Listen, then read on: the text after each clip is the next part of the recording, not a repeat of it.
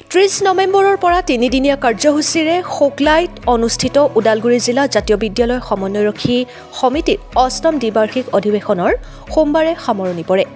সোমবাৰে নন্দেশ্বৰ ঠাকুৰীয়াৰ সভাপতিত্বত অনুষ্ঠিত মুকলি সভাত ভাগ লৈ অসম জাতীয় বিদ্যালয়ৰ অধ্যক্ষ ঘনশ্যাম মেধিয়ে শিশুক মাতৃভাষা মাধ্যমত শিক্ষা গ্ৰহণত গুৰুত্ব আৰোপ কৰে। মাতৃভাষা মাধ্যমত শিক্ষা গ্ৰহণ কৰিলে শিশুৰ বৌদ্ধিক বিকাশ শক্তিশালী হয় বুলি মন্তব্য কৰে মেধিয়ে। সভাত বিধানসভাৰ অধ্যক্ষ বিশ্বজিৎ দৈমাৰী, অসম জাতীয় বিদ্যালয় শিক্ষা সংসদৰ কাৰ্যকৰী সভাপতি দিলীপ কুমাৰ দত্ত চৌধুৰী সমন্বিতে ভালেকেইগৰাকী বিশিষ্ট ব্যক্তিয়ে অংশগ্ৰহণ কৰে। গাম্ভীৰ্যপূৰ্ণ অনুষ্ঠানত হাইস্কুল শিক্ষান্ত আৰু বৃত্তি পৰীক্ষাত কৃতিত্বৰে উত্তীৰ্ণ অৰ্ধশতাধিক ছাত্ৰ-ছাত্ৰীক সম্বৰ্ধনা জ্ঞাপন কৰে সমন্বয়ৰক্ষী সমিতিয়ে। মিলেনিয়াম একাডেমীৰ আতিথ্যত অনুষ্ঠিত এই অধিৱেশন উপলক্ষে ছাত্ৰ-ছাত্ৰীসকলৰ মাজত বিভিন্ন খেল-ধেমালি, সাহিত্য আৰু সাংস্কৃতিক প্ৰতিযোগিতাৰো আয়োজন কৰা হয়। খৈৰাবাৰীৰ পৰা ধীৰেন মহলীয়াৰ ৰিপৰ্ট, অৰুণোদয় আছাম।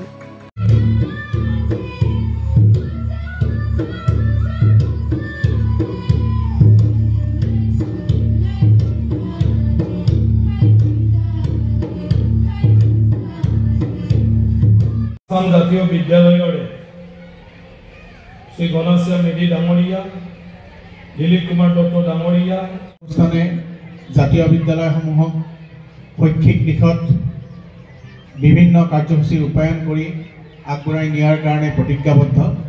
এই এছবেকৰ লগত প্ৰত্যক্ষভাৱে জড়িত প্ৰায় 1500মান জাতীয় বিদ্যালয় আছে, কিন্তু তাৰোপৰি আৰু বহুত জাতীয় বিদ্যালয় আছে যি বিদ্যালয়সমূহে একেই শৈক্ষিক নীতি নিৰ্দেশনা গ্ৰহণ কৰে।